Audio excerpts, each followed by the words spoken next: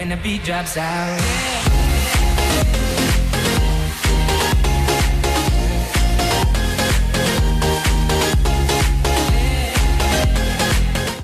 Your magic white rabbit has left its writing on the wall. We follow like Alice and just keep diving down the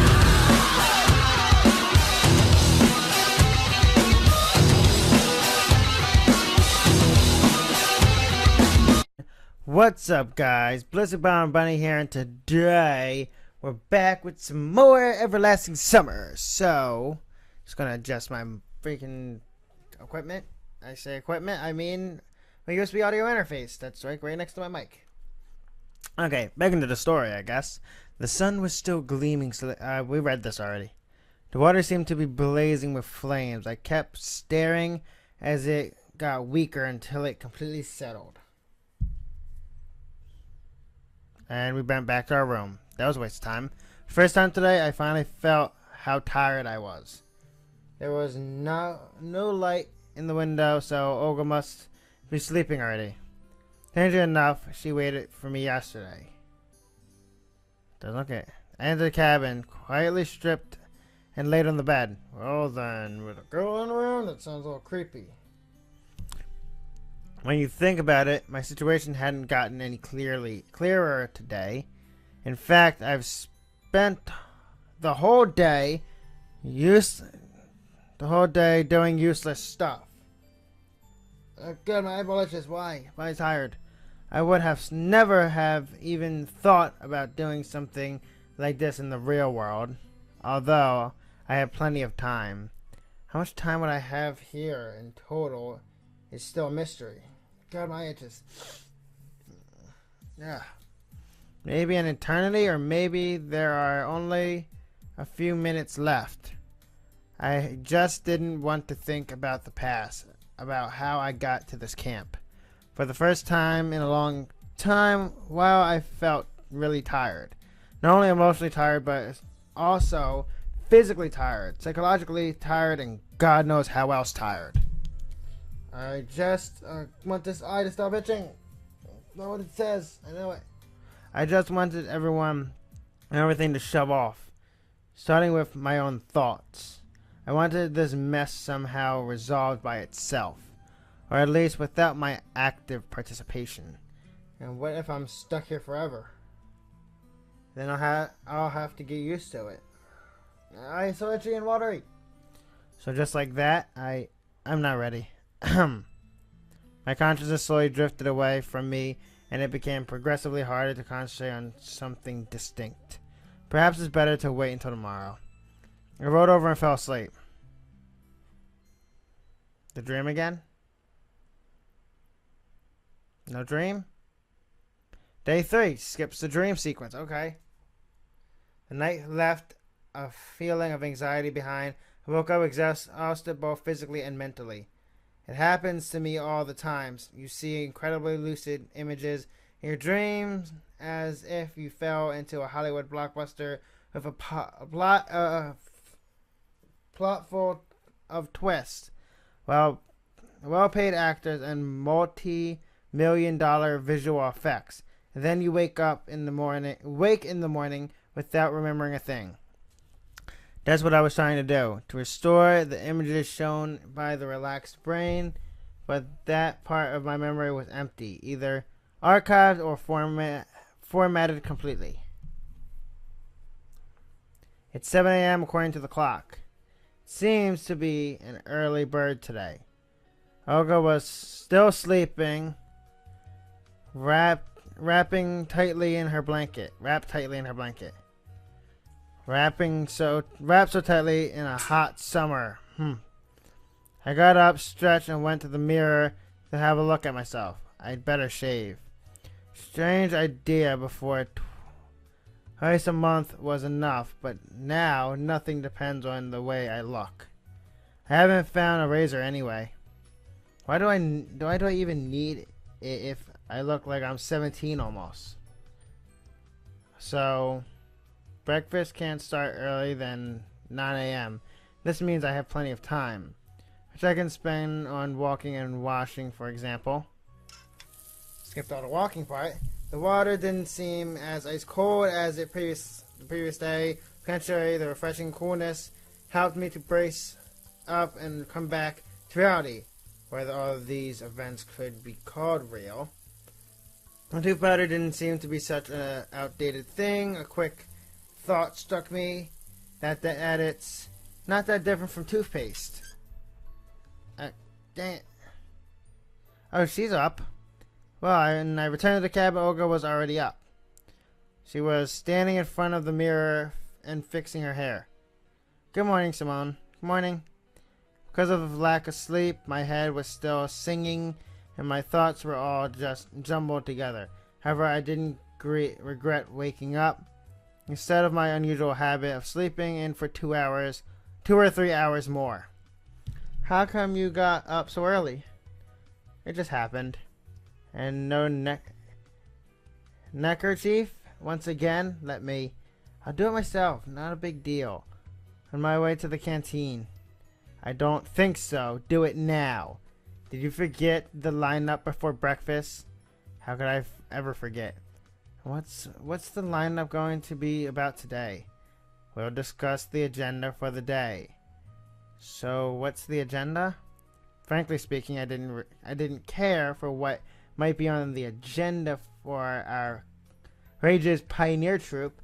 I was mostly interested in where our brave leader will send our little pioneer army for the following 12 to 15 hours. Maybe I could manage to avoid enemy locations. You'll find that out at the lineup. She gave me a wily smile. Ooh. Olga, you know my stomach is getting upset. I'd rather...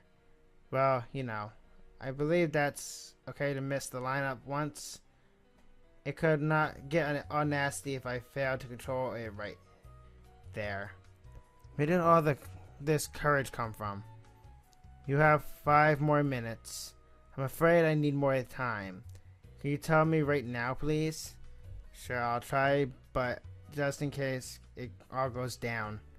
Oh, fine. On our list for today is cleaning the camp locations, organizing the books in the library, some other minor tasks, and of course, we have a ball in the evening. Watch yourself. You must take part in the camp activities today. You bet. Definitely, and now I'd rather... Come on, let's hit the road. I came out of the cabin and hid in the bushes behind it, waiting for Olga to leave. Actually, I didn't have any particular reason to behave this way, but the voice within me kept telling me that I have nothing to do at the lineup. After the camp leader left, I went back to the cabin and decided to wait for breakfast there. What's that? Like a double bird whistle. Well, I'm not planning on taking part in community life today. Cleaning and organizing, that's not what someone in my situation should be doing. 2 days have passed and I'm still right where I started. All the residents seem to be perfectly ordinary people. They weren't involved in any conspiracy, weren't communicating with aliens, and had no idea about time warps. Of course, each of them is a bit peculiar, but those peculiarities do not seem out of line at all. Moreover, if I had met any of these pioneers in my familiar world, I wouldn't suspect anything wrong. They seem to be more normal and natural than, let's say, yours truly. So that background noise. This line of reasoning was quite logical. The illogical part was the absence of answers. Ordinary people in an extraordinary place. I've heard and seen that already somewhere. Dozens of pioneers, or even more, live their familiar lives and do their regular stuff day by day. They don't understand what the world around them is, not what it looks like. Okay, but this is their pioneer point of view. As for me, I'm not acquainted with the world of the camp and its residents, even if they seem to behave the way normal people would under the same circumstances. I have to decide here and now, are those people involved in what's happening to me? Can they give me any answers? Or do I have to seek the truth somewhere else? It seems I overdid it a bit with the thinking there's no unusual crowd of hungry pioneers near the canteen. Or even inside the canteen. Most of them probably had their breakfast before 9 a.m. That's even better. Two's company, three's a crowd. Lena was sitting in the farthest corner of the canteen, lazily picking up her fork and at an amorphous lump that vaguely resembled porridge. Having a breakfast with her seems like a good idea. We can have a chat in peace, or at least try to have one. I was on the way to her table when suddenly somebody grabbed me by the sleeve. Xenia the librarian. Get your meal and come. We need to talk. What are you waiting for? I was a bit confused. Pardon? Isn't this a bit too sudden? What's wrong? Get your meal and sit down. Suppose that she considers her behavior completely normal. Just because I'm curious about what's going on with her. Fine, I'll sit down with you. I'm not sure why, but I accepted the invitation. Because I'm curious of what's going on with this chick. What if I can learn something new? She is such a bookworm. Minutes later, I was sitting in front of Xenia with the tray and the simple meal on it. Porridge, 2 eggs, 4 pieces of white bread, and a sausage, and a glass of compote. Bon appetit. Thanks. I decided to act as politely as I could and also eat more neatly, without chomping and spilling crumbs of food or drops of compote. So what do you want to talk about? Oh, gotta hit the mic. Oh, that freaking background noise. Shut up, ambulance and or fire truck. I don't know which one you are. Today at the library, I wasn't listening from this point onwards. Merely recalled Olga's words about the scheduled events for today. Don't forget. Oh, what? I said don't forget to visit the library after lunch. What for? Were you even listening? Nope. He admitted it. I admitted honestly. Singo's face turned red and appeared green, then took on a soft purple color. Today after lunch, you in the library. Got it, dunce. Oh, don't call me a dunce. Dunce? What kind of curse is that? Those pioneers must never use a curse word. How could I forget this rule? Oh yeah, sure, I apologize. Of course, I'll be there. Actually, I wasn't really planning on going anywhere, but if you want to make someone speak, you need to sacrifice a bit first. By the way, what year is it now? I totally lost count. Decided to play fair. She looked at me perplexedly and answered, "Have you gone completely bananas?" Honestly, that's how I felt for the last few days. Sega didn't reply. So, what year is it? I smiled kindly. Listen, why don't you visit the infirmary? Will they tell me what year it is there? For certainly and even more. Stood up and headed to the exit. Wait, you didn't finish your meal. But it looks like she won't turn back. Darn it, you scared her off, you freaking creep. I was finishing chewing on the sausage, which tasted like twisted pear cable. I wonder if they have internet access here. Guess not. Pioneer sitting at the next table noticed me talking to myself and stared at me. I smiled and waved to him in return. After such a friendly greeting, he, for some reason, left the canteen quickly without finishing his breakfast. Done with the food, it's time to search for some clues. Sometime later, I finally came to the infirmary. I have nothing to do in that place. Though the nurse seemed quite caring, it's better to keep a distance from her. Yeah, I don't like her. She's very, very, good at making people uncomfortable. Such benevolence is actually scary. She may know something, but I hadn't the courage to enter the infirmary. Moreover, I had no reason to. Not a single one. Immersed in my own thought, I didn't notice the nurse who was standing on the porch. Hi there, Pioneer. She came closer. Too close! Too close! Personal space! Oh god, my mic. I wonder how much that just peaked. You must be sick. Did you come for medicine? No. I was just wandering around. Oh, out front, I see. But if you're here, I have a serious task for you. No. No task. I gave her a look of inquiry. The word task made me feel uneasy. It sounded like something inevitable. The nurse smiled spitefully. You both will help me to make an inventory of the supply medicine which arrived today. Both? Who are we? Perhaps I misheard? But what word could be confused with both? Lena! Okay, this is turning out better than I thought. Hi. Lena emerged from behind the nurse's back. Seems strange that I hadn't noticed her until now. Come here after dinner. I have explained everything to Lena. She will tell you what to do. Oh, this is actually quite innocent. Medicine, huh? Supplied today? But Olga told me that no bus would arrive in the next couple of days. So there were visitors to our camp today? Yes, they arrived from the city this morning. Why are you asking? Just curious. All right then, Pioneer. So tonight after dinner, you'll be here? Lena was barely noticeable this whole time. Sorry, she's able to remain invisible like a skilled ninja.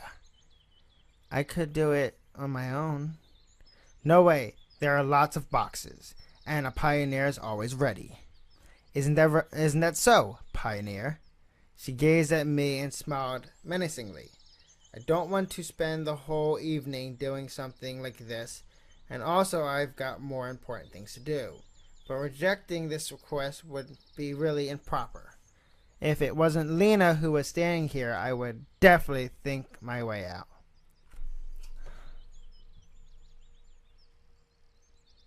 Okay, I'll come. Nice.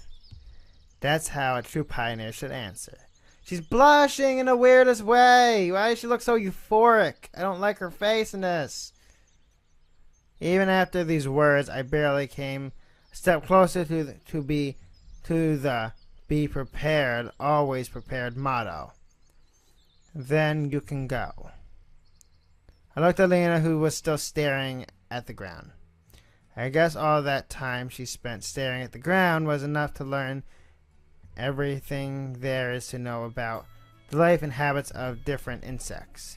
Plus, Lena likes to read, so she probably read many biological, botanical, and so on books. So don't ask her a weird question about bugs. Perhaps she wants to become an...